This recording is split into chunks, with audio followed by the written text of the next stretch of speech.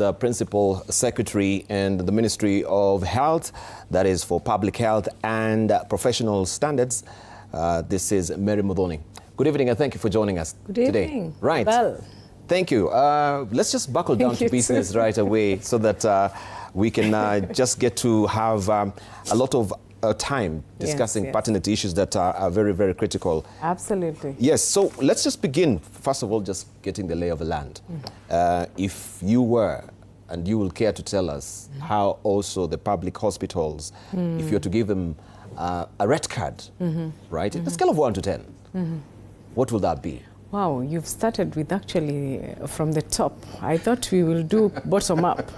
You know, we start from the community going up. All right. But anyway, I am happy for that question. Yes. But really, I can say that our hospitals are exceeding expectations. Okay. If you look at where we have been before, you know, from other regimes and what we are having now, there is a completely different landscape. One, we are giving machines to all the hospitals, okay? And especially at the county level, especially the secondary facilities, CT scan machines, MRI machines. We have a whole conundrum of a program that is called the National Equipment Supplies Program. Yes. So there is no county that will claim that we do not have an equipment because we don't have money to pay. Because these equipments they are given for fee for service. Once the vendors take the equipment to the facilities, then you will only pay when you treat a patient using that machine. Secondly, if you look at where we are coming from, our facilities are receiving more funding than they used to. Remember, nobody has requested the counties to give part of their allocation, their budget allocation, to equip or to build or to do something. But what is happening is when patients are treated, then there is reimbursement that is given through SHA, which is additional funding to these facilities.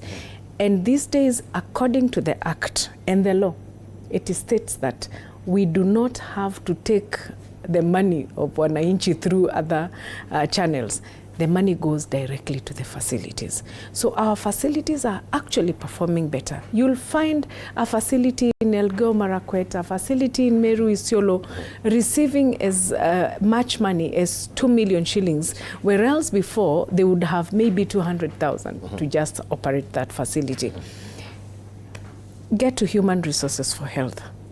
You know, the employment of more staff, you know, starting with the PNP or the permanent and pensionable employment for the universal health coverage, people who have had contracts for the longest time possible. I think since 2018, they have now been converted to PNP.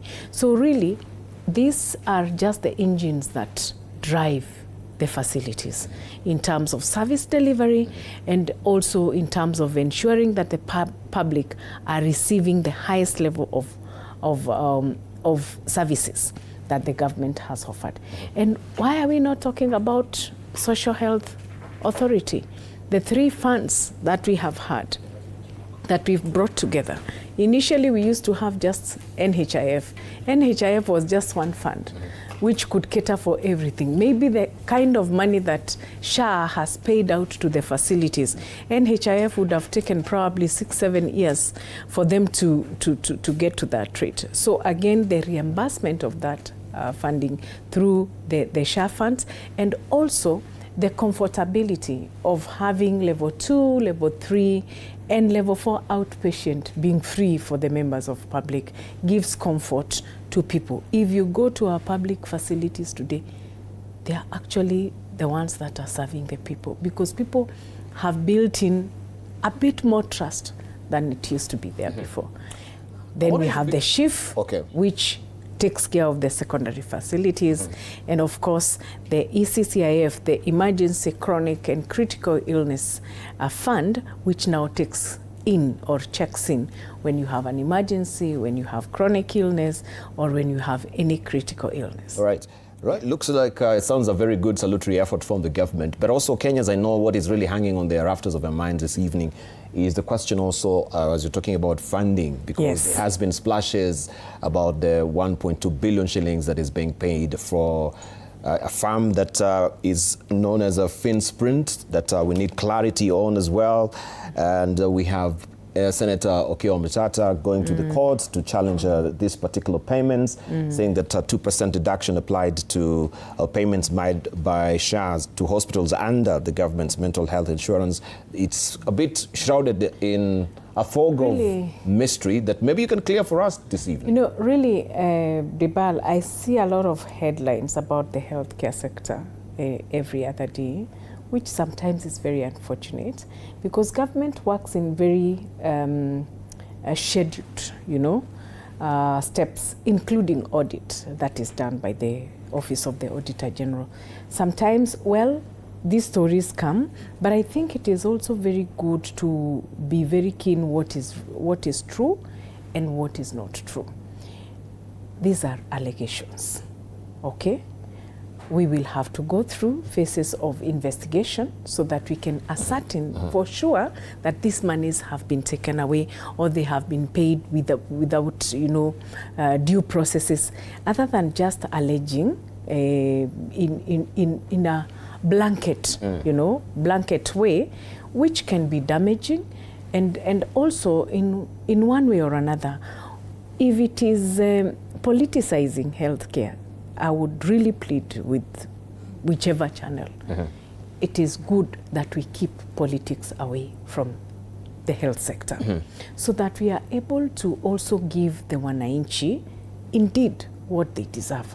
Because the more we feed them with negativity, the more they feel like they are not getting the services. Maybe if there was a bit of clarity from it, then they won't be really embroiled in this, contestations that we do have, between the ministry and what is being challenged here, because they're saying lack of legal authority, but lack of parliamentary approval, and also public participation. This has not gone through the due diligence. Yes, clarity would come, but equally it also takes moral, conscience, that you want to splash all the bad things, but there's the 90% or 95% that is really good, which you could also concentrate on.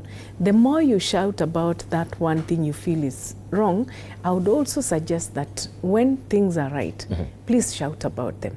I would have wished that one of the papers splashes in their front dailies that SHA is free, that SHA registration to SHA is free, that we have 3 funds, the primary healthcare fund, the SHIF, and ECCIF.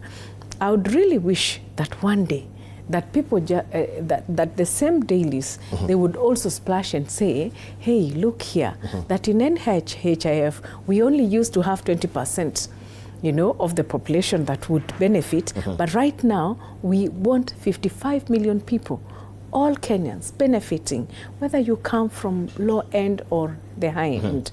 I would really wish to see the dailies and also the media talking about that if you register today and you go to a health facility, you'll be treated immediately. In fact, if you're sick today, Dibal, and you're here and you're not registered to SHA, we will register